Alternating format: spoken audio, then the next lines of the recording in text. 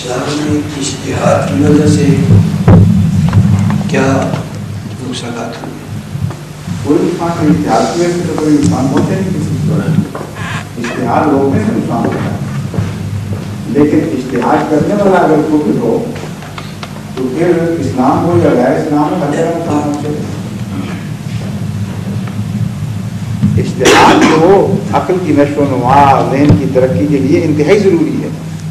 اس کے بغیر تو جامد ہو جائیں ذہن، سوچیں انسان کی قید ہو جائیں، ترقی کی سب راہیں رک جائیں۔ اجتہاد ہی ہے جو انسان کو ہر قدم آگے بڑھاتا چلا جاتا ہے وقت کے ساتھ، لیکن اگر مجتہد خود بددیانت ہو جائے اور اپنے نفس کی خاطر اجتہاد کرنا شروع کرے تو پھر اسلام کا تعلق نہیں اس سے، خواہ سائنس میں ایسا کرے، خواہ سیاست میں ایسا کرے، خواہ ہندوازم میں کرے، کسی مذہب میں کرے،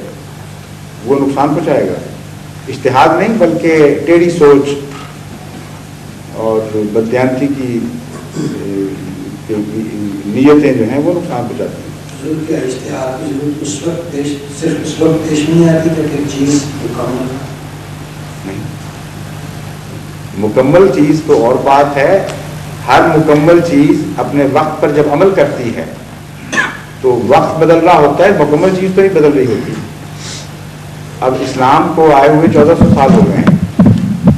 لیکن انسان اسی سٹیج پر تو نہیں ہے جس سٹیج پر اس وقت تھا جب رسول اللہ کریم صلی اللہ علیہ وسلم تشریف لائے۔ تو مکمل چیز ہر وقت کے سانچے کے ساتھ ایک نئے مسائل کو حل کرنے کے لیے ایک چیلنج قبول کر رہی ہوتی ہے، اور اسی کا نام اجتہاد ہے۔